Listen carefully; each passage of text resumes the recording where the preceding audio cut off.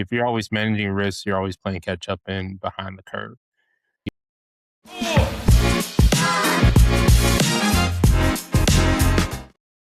Welcome back to another episode of Tacilent Thursdays. So one of the things that we get asked a lot about is what is risk resilience, and specifically, why does it matter today? Um, we fundamentally disagree with risk management, but one of the things that we talk about is like if you're always managing risks, you're always playing catch up and behind the curve. And so over the last 2 years, we've seen drastic implications from a critical infrastructure standpoint, and that includes the telecommunications, the internet, and you've had outages from all the major carriers over the last 2 years. But one of the things that everyone is talking about now as well is geopolitical risk and supply chain risk, technology, you name it. But there's actually no way to understand how that impacts your business. And so one of the things I would like to discuss, like Josh and Ken, from you guys' experience, specifically around operations, finance, like how do you actually see risk resilience playing out in 2026? I think when people think about like what resilience even means, right? Especially within a given business, it's muddied often with our own personal reflections, right? And so when we think about how to apply that on an organizational scale, especially an organization that might have hundreds of employees, right? It's in part inward reflection, which again is difficult on a personal level, let alone an organizational level, and then separately the ability to communicate, right? And so understanding who's involved in what scenario and when and why to pull them in is one of the most important things a business can do on any given situation, but especially when we're talking about risk. Yeah. So asking about how specifically Taslint addresses that scenario is just trying to reduce the friction between you and the information that matters most. Yeah. Yeah. And the main way we go about doing that right now, not we as Taslim, but the world or executive leaders and boards, is basically through Google, Chat GPT, whatever large language model you're using, or you're going to phone a friend or go to a conference. And then at the end of the day, you still don't really know what's going on. You don't know what it means for you. And so one of the biggest things as well within that is really like, how does it, like, what does it look like from a continuity of operations, right? So we think about resilience being able to drive is what the way I explained it to a client here recently was like, you should get to a point to where certain risks are white noise to you and the executive team because you have the processes in place to predict it, to respond to it, and then make sure it doesn't happen again. And that's really what we're able to do in the platform. And so, Ken, like one of the things that you and I always talk about from an intelligence perspective is how do you actually identify and predict risk, but then how do you drive continuity once you understand what the actual risk is? And we talk a lot about like from the board perspective here recently, and I'm curious, Ken, um, like what do you think about like how boards can help drive that resilience and business continuity? Resilience isn't about predicting the next outage. It's about being able to think clearly when prediction fails. And that's a leadership skill, not a technology skill. So, Mm. and it matters more than ever now. And the dangerous part is that we've normalized failure without understanding risk. And so Mm. in my FBI career, if a system failed, it wasn't an inconvenience. It was a cascading problem. And the same is true now, but at an enterprise scale. So we treat outages as normal. We stop asking the harder question, who's impacted? What decisions are now wrong? What trust just evaporated? And I think most leaders are reacting, not because they're careless, but because the risk landscape has changed faster than their decision model. So again, in the government and global infrastructure, we never looked at risk in isolation. Geopolitical tension, supply chain, reputational, technology, they were all the same environment. And so what's different today, I believe, is the speed and the scale. So external shocks now reach deep in an organization within minutes, not weeks.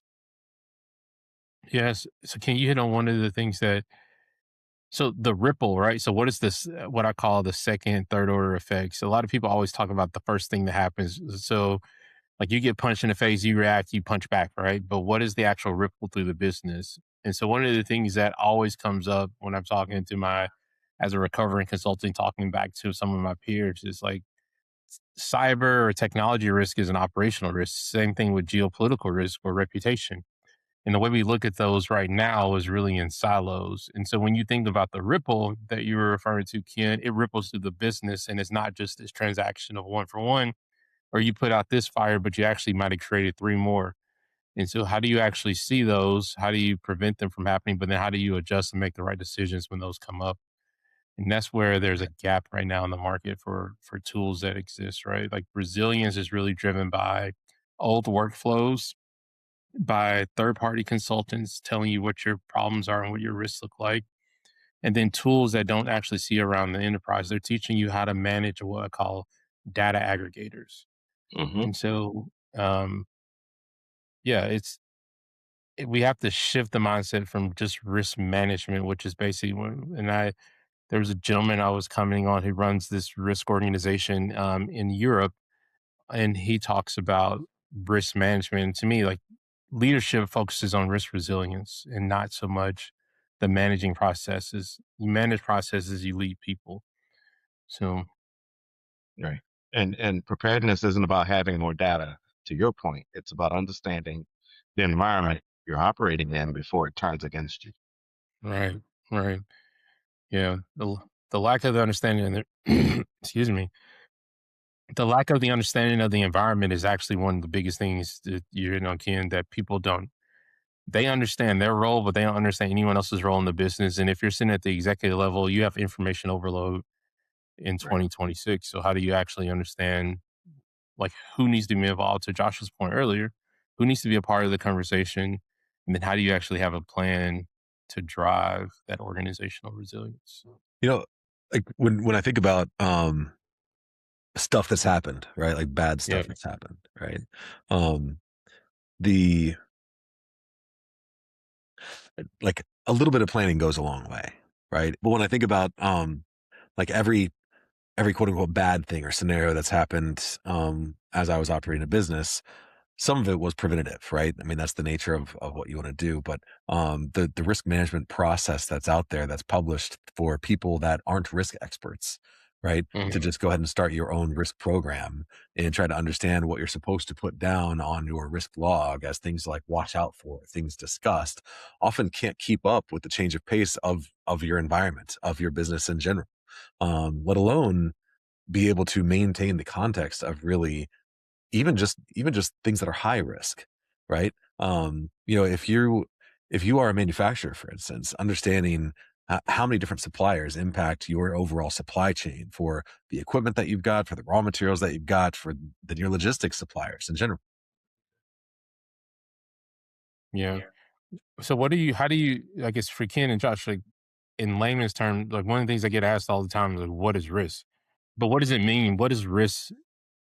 How do you define risk for the common person who doesn't understand all the processes and all the different things that are connected to it? You know, if I could take that first, because I know Ken has like a deep seated government experience, right?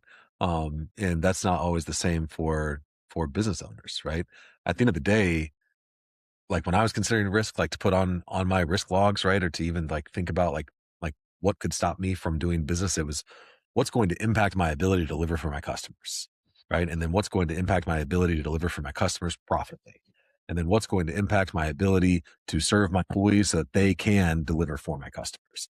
Those three lenses were everything, right?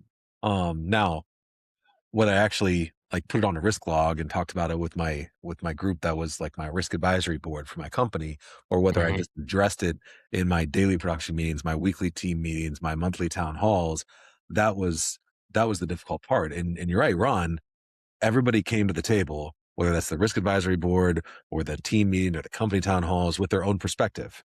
Mhm. Some of that is invaluable. A lot of it is noise, right? And being able to sift through that noise is really where the magic sauce of your ability to scale your organization lies.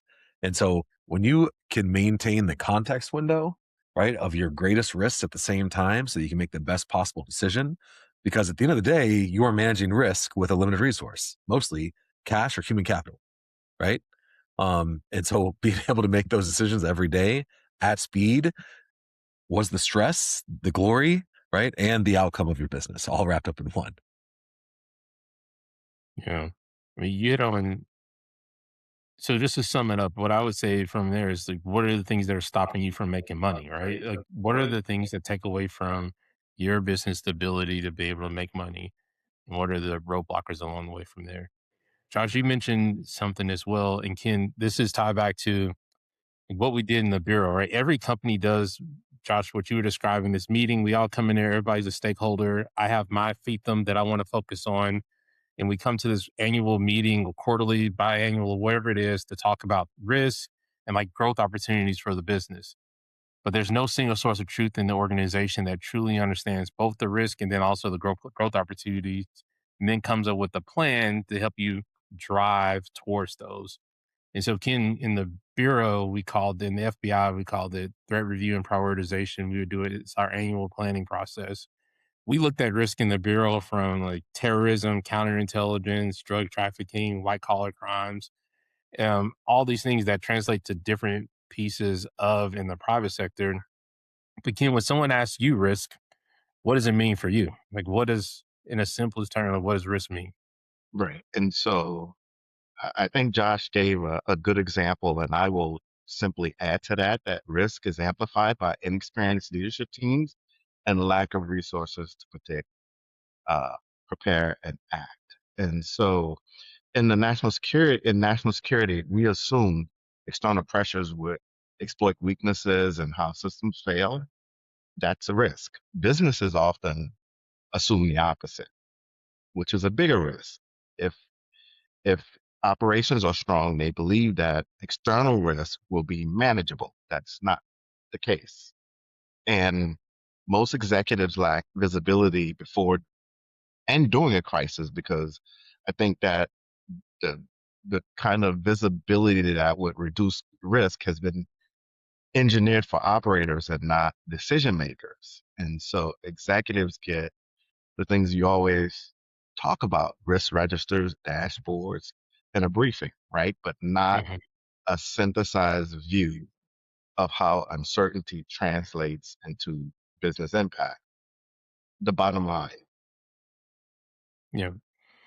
And so the sum this up and just we have a couple things to come back in our next conversation, which is around like what does it look like from the decisioning standpoint? I had a client tell me recently is like they want to know what to do, right? I mean, all the other tools, there's data aggregators, but what do I actually need to do? And it needs to be rooted in fact. It needs to have actual information that if they need to, they can go back and audit and recreate that information for themselves.